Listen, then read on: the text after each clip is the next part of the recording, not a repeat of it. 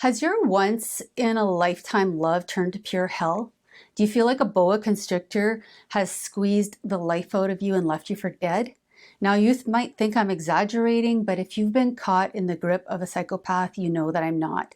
It can be incredibly traumatic and life-changing. Many people believe that female psychopaths are rare, even non-existent, and that they represent a very, very small fraction of all psychopaths. And while this may be true, this premise is being questioned, with some suggesting that female psychopaths are simply expressing their deceitful, manipulative, callous, ruthless, exploitative traits differently than males.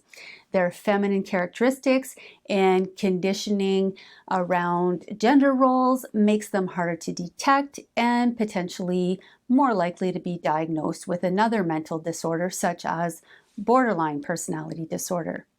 I'm Lisa Blanc. Today I'm talking about female psychopaths and 10 signs that you don't want to miss or ignore.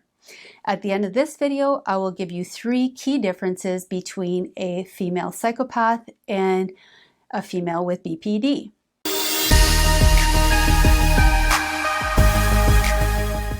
If you like this video, please consider subscribing to my channel and hitting the notification bell so you don't miss anything. In this video, I'm referring specifically to Factor 1 psychopathy, which, along with many others, I believe has a different etiology than Factor 2 psychopathy, and I will cover this in a separate video. But in essence, a psychopath is someone who is cold, callous, grandiose, egocentric, deceptive, impulsive, reckless, irresponsible, aggressive, lacking guilt, remorse, and empathy. So without shame, they exploit others for gain or for pleasure. Regardless of how many female psychopaths exist in society, it's important to remember that not all psychopaths are violent criminals in prison, and many refrain from antisocial activities. In fact, some are in helping professions, even heroic professions. That said, the brain of a psychopath is wired differently, causing them to be dangerous, at least psychologically, to those close to them, and potentially dangerous in many other ways. So you need to recognize the signs early on, because once you're firmly in their grip, it's too late.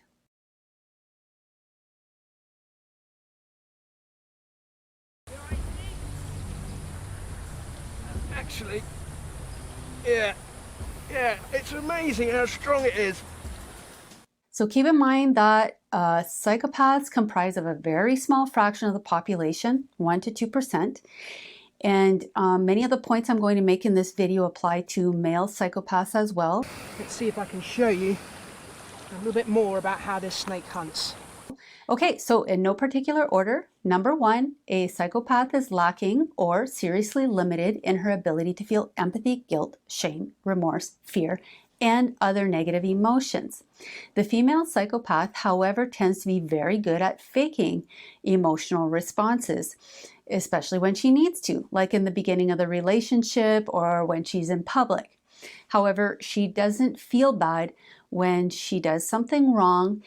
She doesn't feel the need to apologize or take responsibility for harmful actions, and she may not even get why you're so hurt. And if she does, she sees it as your problem. You're too sensitive. Number 2, one emotion that is not dampened in psychopaths is anger. They are prone to adult temper tantrums, angry outbursts, fits of rage.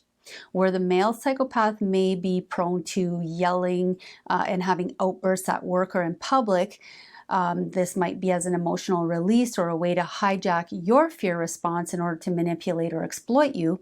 The female psychopath lashes out more in covert, indirect ways. Number 3, the female psychopath uses logic over emotions to make decisions, same as the male. They rationalize, intellectualize, and objectify people and situations, and they like it this way. They feel superior in the fact that they are not controlled by emotions.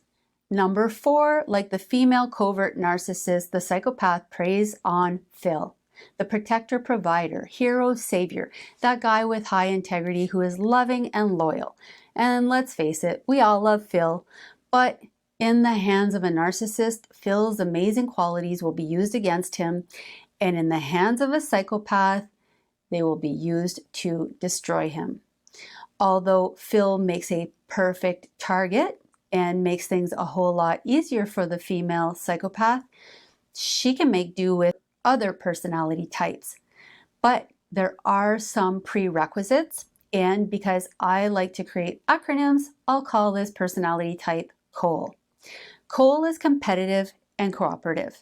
Once invested, he gives it his all, doesn't give up. He doesn't quit even when the going gets tough. He doesn't accept failure and will go the extra mile to try and win or even make sure everyone wins. He believes that if he works hard enough, does the right things, there will be a trophy or reward at the end of it all. The female psychopath likes a challenge, and she enjoys breaking down a strong man with a competitive spirit. She will allow him to lead at first, to be in charge, and then slowly, subtly test his boundaries, his compliance, his willingness to cooperate and obey. The O is for optimism. Cole is trusting. His core belief is that people are inherently good. He gives people the benefit of the doubt, even when he sees the red flags. He will swat his intuition away, believing the words coming out of her mouth, even though they go completely against her actions and his intuition.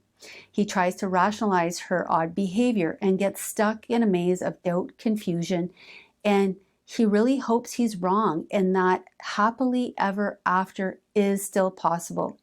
And this is not because Cole is lacking intelligence. It's because at his core, he believes she's a good person. He believes that if he gives her what she needs, he can save her and heal her. But that is just not true.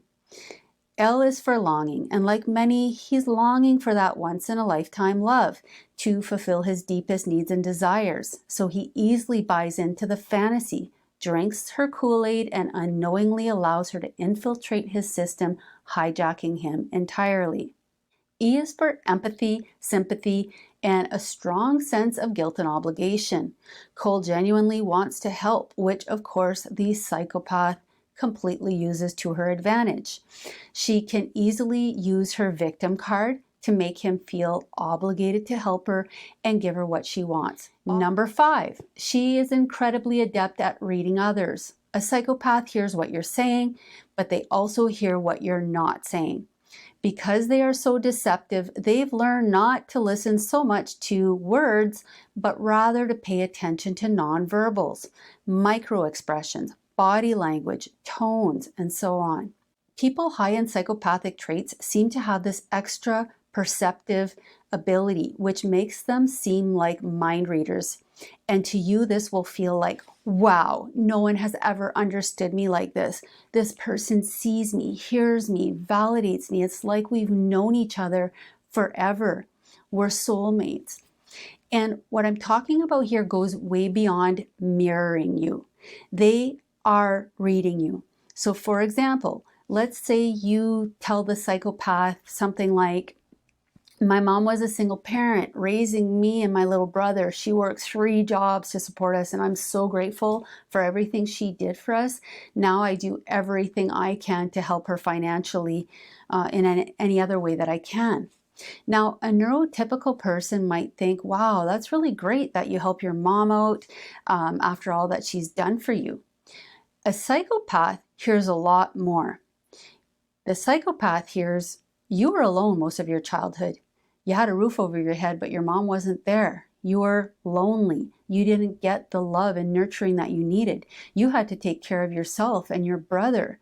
You have a lot of empathy. You have money. You're willing to give your money to help others, and so on. Number 6, psychopaths love to leverage your emotional weaknesses and personal information against you. They have no problem blackmailing you, discrediting you by gossiping, running smear campaigns, bullying, coercing, making up lies to ruin your reputation and your life. Males tend to use physical aggression and more violent methods of victimizing others, while female psychopaths rely more on relational aggression, When females are physically aggressive, they tend to blame it on the fact that they are getting out of an abusive relationship, for example. So they're blaming their past partner for their own behavior. Some psychopaths go to extremes and pretend to be the victim of an assault to get what they want or to get revenge. Others may have not show any weakness at all, often going to great lengths to hide any of their vulnerabilities. But either way, they will use your vulnerabilities to tighten their grip on you. Oh, this tail's going around the back of my neck now. It's just finding places and ways of getting purchase to use its really strong muscles in choking me. Number 7, psychopaths do not have the ability to love and bond in the way that neurotypicals do. The psychopath is only attached to what you can give them and do for them. So you're interchangeable. The psychopath objectifies you and serves themselves to whatever you have. Their relationships are strategic rather than based on a need for love and connection. If you can help them get ahead, you are useful, period. And they will either discard you completely or emotionally when you are no longer of use, or maybe just, keep you on a shelf close by in case they need something in the future. Number 8, female psychopaths develop relationships with their victims. They don't typically prey on strangers the way male psychopaths do. So the closer you are to a female psychopath, the worse her abuse gets. She may be completely normal in public while abusing you and twisting up your mind in private. Number 9, the psychopath will quickly figure out exactly what you want to hear, what excites you, what you've been lacking. She may play the victim or the vixen card, often mixing both for an especially powerful spell over you. The female psychopath can be very fiery and fulfill your every fantasy, but it's just that, a fantasy, and soon she will be pulling her magic carpet from under you. Number 10, psychopaths can come across as hyper honest and super straightforward, but they can also easily cheat, lie, withhold information as needed. The psychopath loves providing half-truths. They love giving you information that will make you think, wow, they're being so honest. They didn't need to tell me that or give me that information, so they must be telling me the truth. But they are masters of deception and conning you to get what they want. The reality is that they are using you for power, money, sex, or whatever resources they need. So she will be lovely when she needs to be and ghost you or discard you when you're not convenient to her. You will be put on the shelf repeatedly, and even after she discards you, you may find yourself still feeling guilty or obligated to help her when she intermittently reaches out.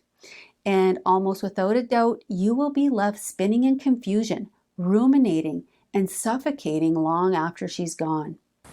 And every time I breathe out, it just tightens a little bit more, until eventually I can't get any air in or out of my lungs. So, unlike someone with borderline personality disorder, a psychopath is not fearful. They're not highly emotional, self-loathing, or filled with shame. Quite the opposite. The psychopath's fear response is dialed right down. Another key difference between a borderline and a psychopath is that the psychopath is not insecure. They know who they are, and although they do wear masks, they're not confused, nor do they need your approval, reassurance, or validation. A third key difference is that the borderline feels very guilty about their harmful words and behavior. Although they may not be able to control themselves in the moment, they hate themselves for hurting you. And they tend to apologize sincerely, profusely, and repeatedly, whereas the psychopath only apologizes to look good, to reel you back in, and to tighten her grip on you. Constricting basically means to strangle, to suffocate the life out of prey. So, be very, very wary of anyone who quickly zones in on you, who is moving too fast, Too good to be true. Learn to recognize the signs and learn to protect and defend yourself from these psychological attacks. Again, once they hijack your system, they will keep you stuck in fear, guilt, confusion, causing you to lose confidence, your sense of worth, your sense of self, your ability to think logically and independently. And if you do manage to get away, do not give her any further access to you. Stop answering her calls, texts, checking her social media accounts. No contact is the only way to go. And please stop trying to wrap your head around why she said this, that, or the other. Don't allow her to keep her grip on you. If you like this video, please hit the subscribe button. And to learn more about borderline personality disorder, please click on the link above.